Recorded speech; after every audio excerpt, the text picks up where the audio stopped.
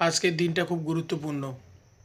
আজকে আমার মেয়েকে দক্ষিণ ভারতের সেই হাসপাতালে সার্জারির ডাক্তার সার্জেন পরীক্ষা করবেন।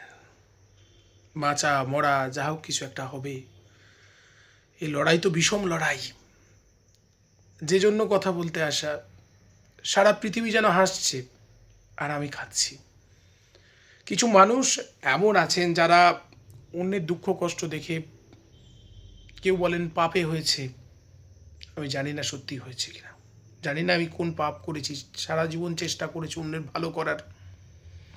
হয়তো পূর্ব জন্মের সঞ্চিত কিছু থাকতে পারে যার জন্য এটা হচ্ছে।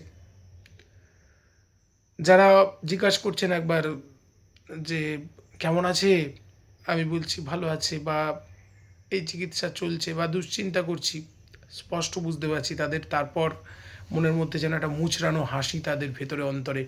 আমাকে মুখে বলছেন হ্যাঁ ভালো হয়ে যাবে, চিন্তা করবেন না, ভালো হয়ে যাবে, বা চিন্তা করো না, ভালো হয়ে যাবে, কিন্তু পিছন ফিরেই যেন তাদের একটা মুচড়ানো হাসি দেখতে পাচ্ছি।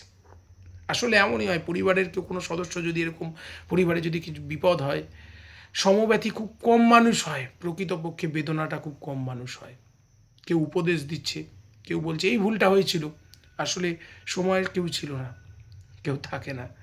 সবাই উপদেশ দিতে, জ্ঞান দিতেই থাকে, আর এই মুচড়ানো হাসি দিতেই থাকে। যুদ্ধ আমার, সবাই প্রার্থনা করবেন এই অসহায় পিতার কান্না যদি ঈশ্বরের কাছে পৌঁছয়, ঈশ্বর যেন আমার কন্যাকে, আমার মেয়েকে আমার কোলে ফেরত দেন, তবেই আমার কষ্টটা কমবে।